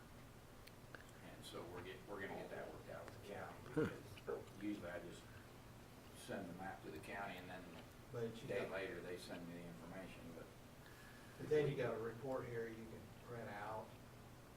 Or you that's can, all the addresses or in you- that buffer zone. or we can go in there and we Seems can, that Paris map is that I had one of showed the names earlier, there. you can print that out, use it. Ronaldo, Mhm. That's kind of funny.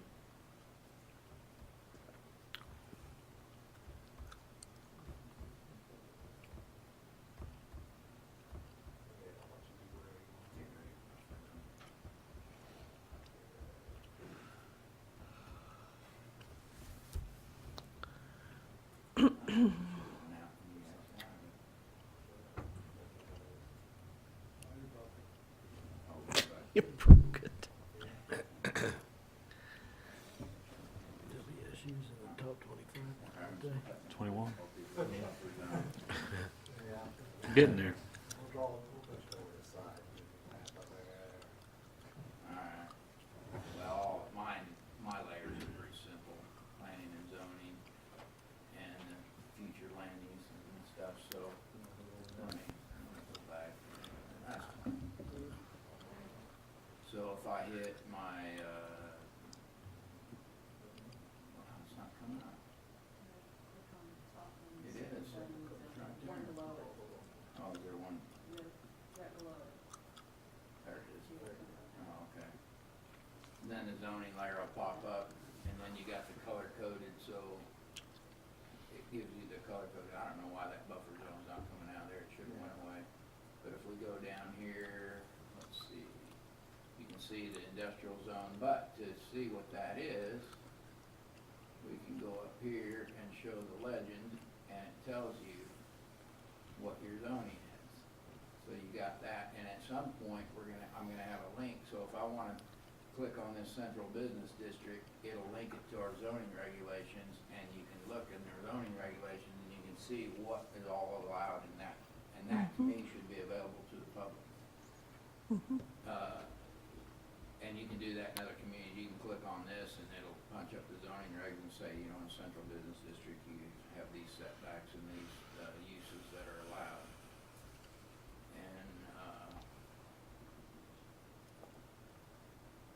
And then if we wanna get out of that, and the ward map's on here for where you can, go to vote, that really. Did they get that on there? Yeah, it's on there. And Oh, I then sent it to you. our future land use, which we do about every 10 years for, the comprehensive plan. I'm gonna give you that also. Mixed use residential, commercial, we did that along Sixth Street and Fifth Street, right in here. So it could go either way, some of them, cause we get some that are zoned one way and people wanna change them another. For instance, the, mortuary, or the, not mortuary, McDaniel Memorial down there. So, there's a lot of information on this. If we back out, you can see the city limits here. You can, you can take that off of there if you wanted. No, that's permanent on there, and then, okay, I thought we could take it off. But it's kinda fun to go around here and play around with this thing. But, here's the one I like, and this is really nice with the flood data on there. When you got the parcels in the overhead picture, it's gonna show us the floodplain. And then this is really handy for me when I'm showing somebody, the problem with it is you get too many layers and it takes a long time to work them up. But say if I own this house right here, you know, I come in, hey, am I really in the floodplain or not? And then we get this map out and punch that up, and I can come up here. Well, I can do it this way too, but I can draw it, and I can specific that out, and it'll give me the points, but I don't need that. I can take that and print that out too. So I can draw a map on, or draw a section, I can print that out and then give it to the person, and then they can take that to their bank or whatever. And, but after Ken gets done, or Ken and Johnson get done with their stuff, I'm hoping we can get some of that information on there too, for elevations, and then we can cross compare that with the Division of Water Resources. I don't know why that buffer zone is not going off right there. When you go back up to that. Right click it. But usually when you X out of it, it just goes away.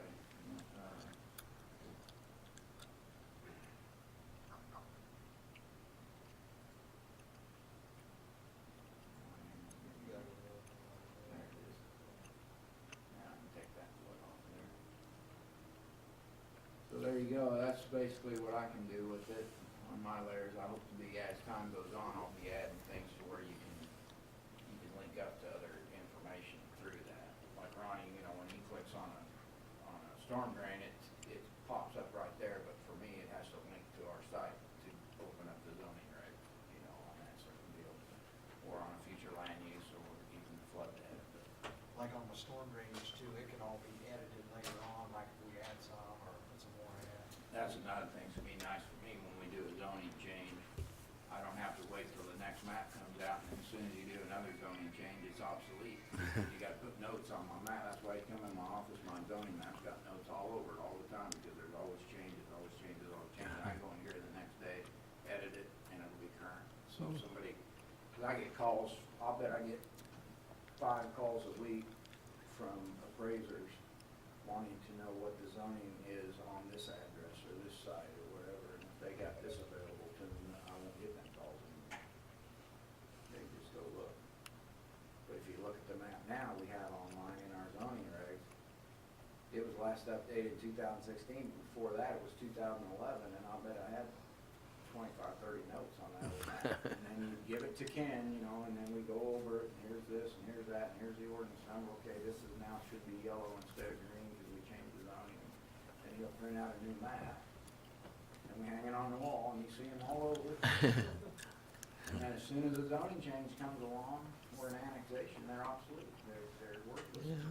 But this will keep it current. You can keep it more current. We probably need to get rid of you're on a TV in their office, so they can look at this stuff. I agree with that. Yeah, we want We want a big one. With cable and, everyone down to the space. Is there any questions? I think it's really gonna be neat as it Yeah. keeps getting deeper and deeper and Yep. more information. Another thing is too, I can take my iPad out and go into this, and if I'm out in the field and I need to locate a drain or something, most generally, I know where most of them are, but I can for sure look it up and I can see on there and see where it runs and everything. So it's something I can use in the field too. It's something I might, you know, instead of having a book of maps, you know, to go out in the field, we can maybe get the form in an iPad and they can go on there and, okay, here's the line. Forgot about that one. Looks good.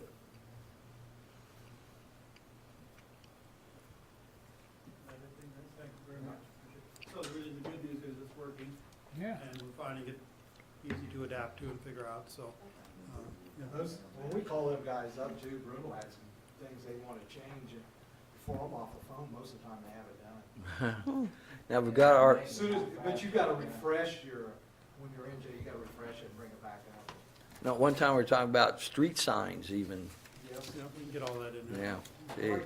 I'd like to get my cemetery done first, because that's one that I can pull up the map and I can have a parcel coded, you know, say blue for things that are open, red for ones that are sold but ain't been filled, and another green or something for the ones that are Mhm. Maybe have names in them or ownership names. Yeah. Okay. It's good. It's good that you guys know how to do it. Sometimes we get technology and we can't figure it Yeah, out. no, this is So not that's that good. way. Yeah, they just been sitting down pecking at this thing. Yeah, It's actually user-friendly once you get in there. wow. Mhm. I think it is if I can do it. Right, Amber? So, last subject of the evening, one of you mentioned, Commissioner Sacco, I believe, trying to think about some of the poor sidewalks in town. I agree, it's a subject whose time really has come. So I did this quick look around, as you saw the background papers on in our closest cities to us. And as it always seems to be the case, everybody's a little bit different. So there's something to recommend on all these. I didn't make any recommendations. I have some ideas, but I thought I'd just wait to hear from you what you think about it as the whole subject goes. What brought this on is, well, I can't play golf, it's too cold, I've been walking. And I've been walking about 5 miles, and I'll walk from my house all the way downtown, past the police station and back out. And it's really sad, some of the conditions of these sidewalks, especially walking down 6th Street. And what's upsetting about it is you'll have these houses that really have got put in new sidewalks, they really keep them up, or they'll have the bricks and they keep the weeds out. And then you'll have these rentals that the sidewalks, I mean, they're sticking up. I mean, they're trip hazards. Matter of fact, I think I tore one of my tennis shoes because I slipped and cut the edge of it. Yeah, even them up, or they got grass all over them, and they don't do anything about it. And I saw, one day I was walking, this gentleman was pushing this old lady in a wheelchair. And it was okay until she got those bricks and then where the grass was and the whole thing. And I'm thinking, you know, we're worried about the looks of the homes and all that. Well, these sidewalks are, not only look bad, but they're hazards. And I mean, really hazards when you really walk on them. And I just think that, you know, we should do something, and the owners should at least put them in condition where people, they're not trip hazards or fall hazards or anything else. I mean, especially, you know, 6th Street, you know, it goes all the way down. I mean, that's one of the main streets. It's well used for walking because not every street has sidewalks, so the ones that do, people have been using them. And I just think that the time's come that, you know, we're worried about the appearance of the houses. We should be worried about the safety and the looks of the sidewalks that people have to walk on every day. And that's why I brought it up to Larry, and Larry came up with different, evidently other cities have this problem, and they have different things that they do. It looked to me like every place I looked, but I'm not sure if Clay Centers does anything. I just took the ordinance off the books, but the other three have an active program, it looks like. And I just think if nothing else, you know, notices should be given, you know, whether the city wants to do something else as these other cities are doing with the whole thing, that's one thing. But I just think that, you know, we're making them, especially the rentals, we're making landlords take care of their property. They need to take care of their sidewalks too, especially when you got people that right next to them. And they've got it really looking nice, you know, and everything else in their house, and then right next to them, they trip to get to their house, you know. They go too far down the street. And I just think it's something that we need to look at. Well, I was an owner of a home with a sidewalk in poor repair that just got redone, and it has made a huge difference, but I also know that it's pretty costly to do that. There's a lot of concrete involved. What did we do with that sidewalk that was on 11th Street that was brick? Behind shortstop. Yeah, and we required them Yeah, to, we just required them to Yeah, repair they fixed it. and they very did. promptly, We yeah. didn't help with that. No, we didn't Yeah, help that's with it right. at all. I think that there could be some help that's offered, but part of the help could be just in financing it. Special assessments. Yeah, Mm-hmm. yeah, so you've got 20 years to pay off this, sure, it hits. 15 is what is our norm. Yeah. Still, that's a pretty good deal on sidewalks. Well, and that would basically More be favorable what interest rates. Boyd's doing. What'd you say? What Chuck just was mentioning would kind of be what Boyd's doing, where the city does the work, but then it gets assessed to the And, property. Ron and I have had the discussion, he could possibly do some of these, but then on the other hand, we could leave the work to the private market and see what that generates. Do you have does your staff have the time to do that? I just have to set back some time for it. It's like the curb and gutter program, Mm-hmm. where for a while we was doing 10, 15 of them, and now it's down to 2 or 3. I think, It won't take very long. If I could play a month out, you could probably do 400 feet of sidewalk. I think you could even combine it where you offer the same time period and, I mean, not to, but you could, if I could do it myself, or the city could do it, and this is how it's gonna be taken care of by the city. But if it's my driveway, if it's my lawn, then, I mean, I could get my brother-in-laws together, we could make a Saturday of it and set some forms and put the sidewalk how it needs to, and we could, I mean, you know, I don't know how you'd feel about that, Bruno, but, Well, that's, Ronnie's kind of, you know, it's in his right of way, and that's kind of his deal, and there have been homeowners do their own and really screw them up. well, but then you're required to do it to, But Ron usually looks at it before you place the concrete, to make sure the form and everything's all correct, but some of them have to be pushed a little bit. But I've always been kind of an advocate of a similar program to the curb and gutter program, where you give the person the opportunity, where they're just paying for the material and the city's doing the work or something. The problem with that is you're just gonna get the people who wanna do it. Yeah. You have to have some sort of incentive for the people that need to do it, or they're really dangerous. You know, there's areas, since I was a kid, and where I grew up in Elmhurst Division, them brick sidewalks that are heaped up by tree roads, it's safer to walk in the street at night. Yeah. If you can't see the People sidewalks do. and all these Yeah. problems. And it's been like that for 30, 40 years. I mean, some of them are sticking up on edge, Mm-hmm. I mean, or the corners are sticking up. And And it's, the brick it's just, sidewalk may not be a good idea, but some people really like them and maintain them, and some people have Yes. even moved in and cleaned all the grass off of them, you know, killed them and everything, and then the next guy moves in 2 years later and they let the grass They grow let back, it go. you know, so. I've wondered if we couldn't get a standard for brick sidewalks. So if you're gonna keep your brick sidewalk in, it has to be thus and so. I just think, I mean, it's a small section, and then people are taking care of it, and another small section. So, I mean, really, you better pay attention when you're walking and keep Yeah. your head down, because you don't know what you're gonna be on. And, Well, and the other thing I thought, we talked about this commission before, is where there's some obvious areas in town, in my opinion, that need sidewalks, and that's around the schools, middle Yeah. school and elementary school out there. You go by there at 10 after 3 in the afternoon, and go down 11th and turn left on Church, and you got little kids with backpacks on, and they got crossing guards, but once they get past them crossing guards, There's no nothing. sidewalk, kids are in the street. Walking in the They might street, be yeah. close to home, and so. and what I got a kick out of that, at the middle school, you got sidewalk, a nice sidewalk, you get up to, church, that's it. And then it's every kid for himself. Sometimes our topography, you know, when we redid 11th Street, that was before my time here. Very hard to the put a state- sidewalk The in there. topography Yeah. is so severe, you can't deal with it, you know. You Right. just have to either put a steep sidewalk in that the skateboarders are gonna love, or. Maybe or you KDOT just would don't do another it, trail or you for just us. send a series of stairs, you know. Yeah. but then if you're doing stairs, then you've got ADA. Yeah. Yeah. Well, you can, yeah, ADA, as long as there's a route, it doesn't have to be that route. Okay. You know, I mean, in certain situations, I mean, they can't expect you to put chairlifts all over town, you know, to get 88 people up this steep hill. But, Well, at least we should do the sidewalks that we got, we should make them safe to walk on.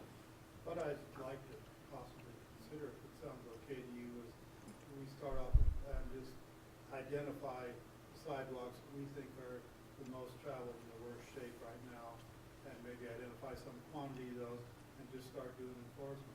Send the owner the requirement and give them the time, as some of the other cities do, and then if they don't do it, we take care of it.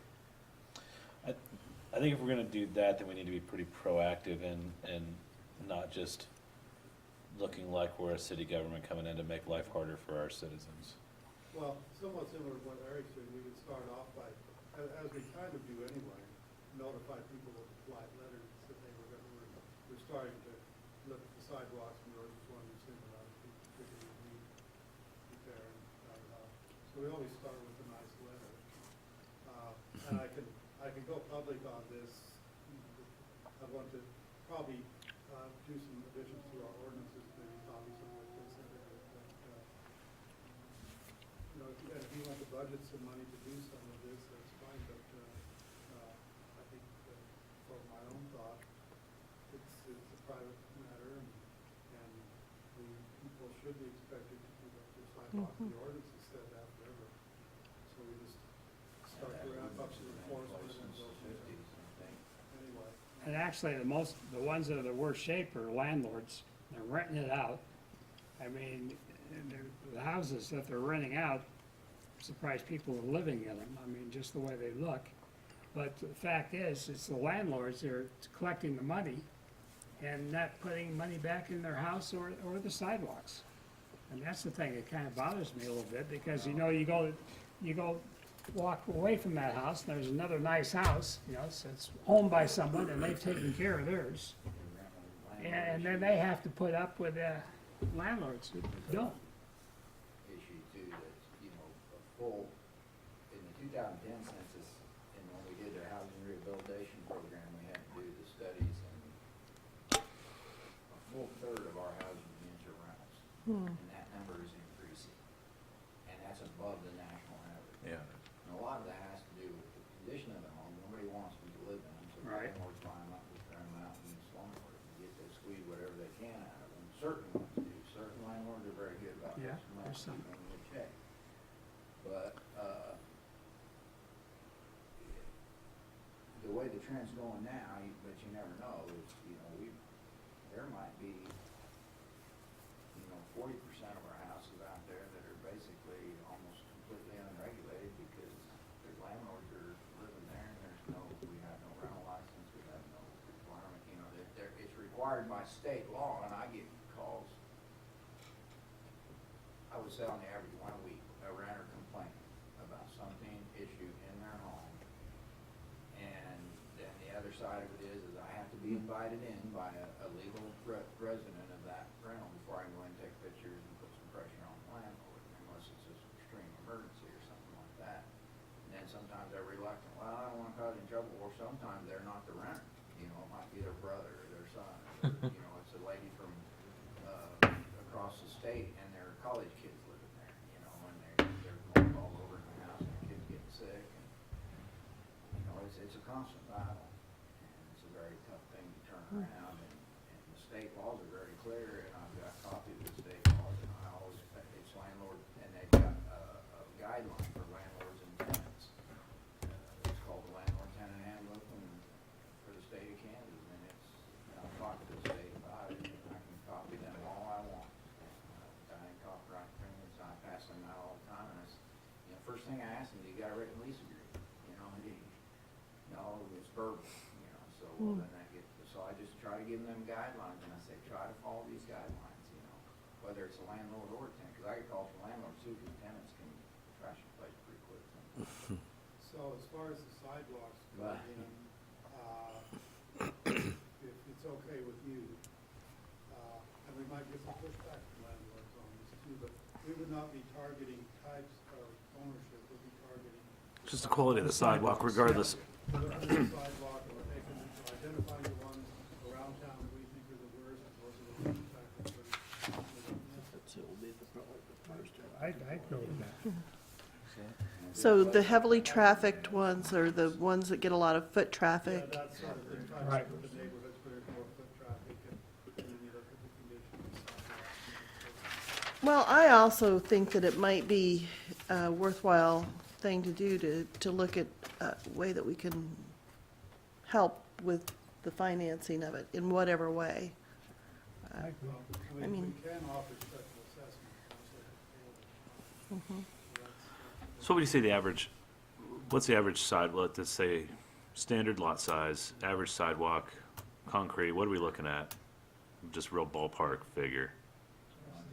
3 yards, 4 yards, so you're talking $500 for concrete. And then what for labor? Probably an ounce, pretty close. So you're looking at And then you got the hauling off the old material, which the city could offer to do, maybe. Mm-hmm. so I'm looking at $1,000 over 15 years. I mean, Depending on topography, if that's a standard 44-foot lot, I would say. okay, well Yeah, 'cause let's some of say them are small. 2,000 then. I mean, but 2,000 over 15 years is not. For someone that's gonna visibly. That's All we're talking about is the public sidewalk. We're not talking about anything on the owner's property. Right. Public sidewalk, that's Like up to your front door, for example, it's not gonna not included. No. No. include Just, that. but I think when you offer the special assessment for a period of 15 years, it gets to where you're really talking about something that, I mean, to where if I almost think, and I'm obviously not going to do this, but the city could almost just do that and put it into special assessments, but we'll just say we're doing this as a city project, and it's almost like the price would be negligible to where I'm not even going to notice it in my property taxes. I mean, I just think that becomes a real accessible way for somebody that can't front the cash up front to just fold it into special assessments. And we might just do that ourselves and engage contractors ourselves, like we do for the demo stuff, rather than expecting the crew to do it. We're doing this as an abatement or a special assessment proceeding, not as an abatement, we're just coming in and doing it. Well, yeah, something to think about too is, okay, say Ron gets a summer, normally you hire how many people in the summer or whatever, how many kids? Well, what if that summer he can't hire all those kids? I mean, is he gonna always have time to do all this work and Yeah, stuff? so I'd rather start off just, maybe we just do it consistently that way. We're going to do this as a special assessment proceeding. You have the option to pay upfront, you have the option to take care of it yourself first if you want to. But you have 90 days to do it, and then after that, we'll start it. Because we can establish a special assessment district ourselves. We've never done that for a street, I don't think, or very, very seldom, because it's so expensive. For a sidewalk, it's Yeah. as you point out, it's pretty cheap. Do that, we can do the whole block, just everybody's in the district. That's just it, right? Most of it, you don't have to do the whole block, because, I mean, a lot of it's about the length of that table right there, and that's it. And then you got a good sidewalk. And then you go a little bit further, maybe another one the length of that table. When we did the ADA accessible at the corners, you know what I'm talking about? Didn't you do that in regions or in parts of the city? Started at City Hall and worked out. We did the major travel areas first, like up around the school. So the same kind of thing. area, And then worked out to the We rest. might talk to the schools, and I had a little bit of this concept, we tried for the Safe Cross School, around a few years ago, I didn't get it, but, and there were so many ins and outs, and I'm glad we didn't. Uh-huh. But, we could talk to schools, say, well, which ones would you like done first, let's make that our first priority. That sounds kind of- Yeah, that would probably be like Republican and Cedar and 11th Street. Ron pointed out too, most of the sidewalks are kind of on this side of 11th Street, as you go further out, neighborhoods don't have them. Yeah. Yeah, we don't have sidewalks for